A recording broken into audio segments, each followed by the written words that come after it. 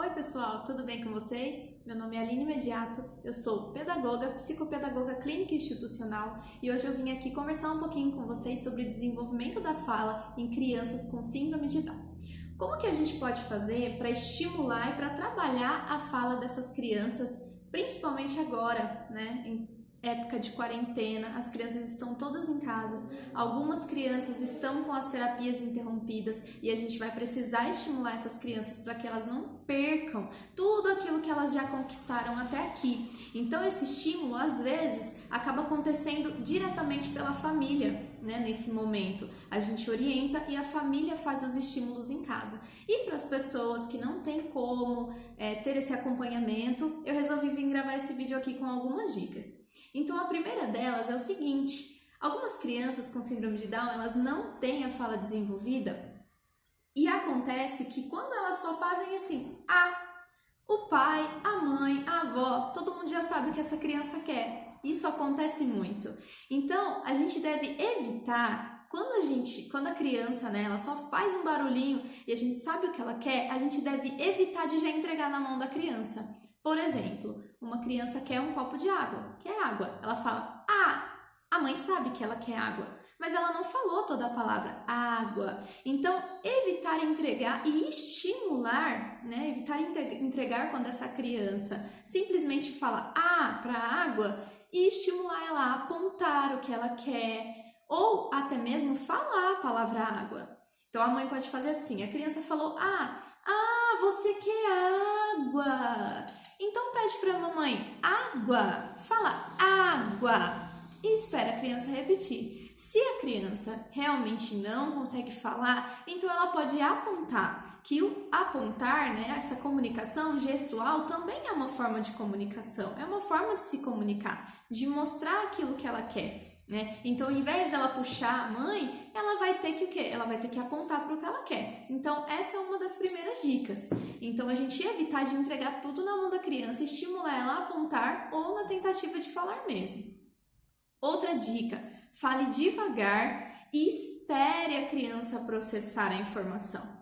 O que a gente comete muito é o quê? A gente fala e a criança nem processou a informação e a gente já está querendo a resposta e ela não dá a resposta e a gente está lá perguntando de novo. Então, o que a gente faz? Faz a pergunta e espera a resposta. Você quer água? Sim. Então você quer água, então vem beber água. Então, fala com a criança, mas também espera, aguarda o tempo de resposta. Pois a gente sabe também que as crianças com síndrome de Down, as pessoas com síndrome de Down no geral, elas têm um pouquinho, demoram um pouquinho para fazer esse processamento, né? Que a gente chama de tempo de latência. É o tempo que a criança ou a pessoa recebe a informação, processa para te devolver como uma resposta. Então, a gente também precisa tomar um pouquinho de cuidado com isso. A próxima dica é faça uma pergunta de cada vez. Evite múltiplas informações. A gente bombardeia as crianças de informações, de perguntas e elas nem conseguem nos responder. Então, o ideal é que a gente faça uma pergunta de cada vez, que a gente evite falar muitas coisas. Eu vou até contar um fato muito legal que aconteceu, uma experiência, na verdade, que aconteceu, que exemplifica muito isso. Nós fomos numa esfirraria aqui na minha cidade e a gente tem um grupo aqui de família com síndrome de Down. E a gente levou os jovens para comer esfirra, para comprar esfirra. E a gente pegou o cardápio e uma das pessoas que estavam acompanhando, né, estavam me acompanhando com esses jovens, começou a falar todo o cardápio pro rapaz com síndrome de Down. Então ele falou assim, olha, tem esfirra de carne, tem esfirra de queijo, tem esfirra disso, tem esfirra daquilo, tem esfirra daquilo, tem esfirra... Qual esfirra você quer? Eu percebi que ele não conseguia falar. Por quê? Porque ele não tinha processado todos os sabores de esfirra. Então, isso exemplifica bem. Então, a gente precisa tomar um pouquinho de cuidado com isso, tá? Múltiplas informações não funcionam. Então, uma pergunta de cada vez e espera o tempo de processamento. Seja claro e objetivo. Evite ficar falando sentenças muito longas. Então, seja claro. Qual sabor de esfirra você quer? De carne ou de queijo? Pode também dar a opção de escolher. Né? Outra coisa, falar pausadamente. Então, evitar falar muito rápido com a criança, com a pessoa com síndrome de Down, né? Com as múltiplas deficiências no geral. né? Porque se as crianças têm uma dificuldade, as crianças com deficiência intelectual, por exemplo, têm dificuldade nesse processamento, as crianças com autismo também precisam de uma fala pausada, de clareza e objetividade, então isso também a gente consegue explorar, né, de outras formas. Então, em outras deficiências. Então, evitar, né, falar muito rápido, então falar pausadamente. Pausadamente não é lentamente, então eu não preciso falar assim, você quer beber água? Não, eu falo pausadamente, você quer beber água? Então tem uma diferença entre pausadamente e lentamente, tá bom? E agora eu vou passar para vocês 2 dicas de atividades que vocês podem fazer para poder estimular na casa de vocês a fala das crianças. A primeira que eu utilizo muito é o saquinho das figuras. É um saquinho normal e com algumas figurinhas impressas de vários campos semânticos. Tem roupas, tem meios de transporte, tem frutas. E como eu utilizo então essas imagens aqui? Como que eu faço? Eu brinco com a criança, eu falo para ela fechar o olho, eu falo para ela pôr a mão para trás que a tia vai escolher. Então, nesse momento, brinque com o seu filho, com o seu paciente, para estimular essa fala. Aí vamos supor que a criança pegou banana. Olha só, o que é isso? Banana!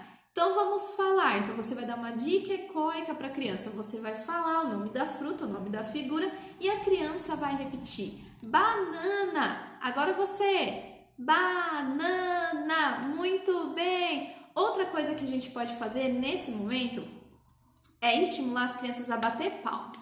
Por que eu tô falando isso? Porque algumas crianças, elas começam a falar e elas falam só a primeira sílaba ou a última sílaba da palavra.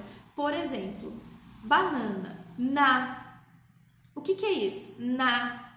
Não é na, é banana. Então, como que a gente pode fazer para estimular, para essa fala não ficar viciada só no na primeira sílaba ou na última sílaba? Batendo palmas.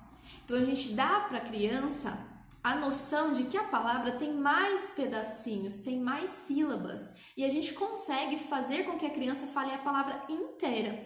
Então, a gente pode falar banana.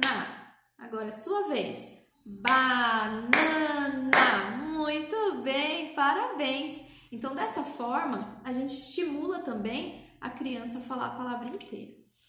Ah, Aline, mas eu não tenho impressora, eu não tenho plastificadora, como eu faço? Não tem desculpa aqui. Você pode fazer o quê? Você pode pegar revistas, jornais, livros da escola que não usa mais, e aí você pode fazer o recorte dessas figuras, colar numa folha de sulfite e fazer muitas fichinhas, muitas cartinhas para o seu filho brincar, tá bom? Outra dica é a caixa surpresa.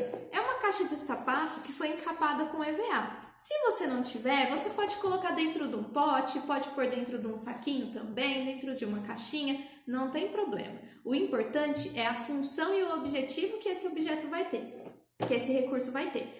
Então, a função aqui é o que? A criança pegar um brinquedo, descobrir o que é, tentar descobrir e falar o nome dele. Também estamos estimulando a fala. E é uma brincadeira também sensorial, porque ela vai ter que tatear, adivinhar o que é, olhar, né? E adivinhar o que é.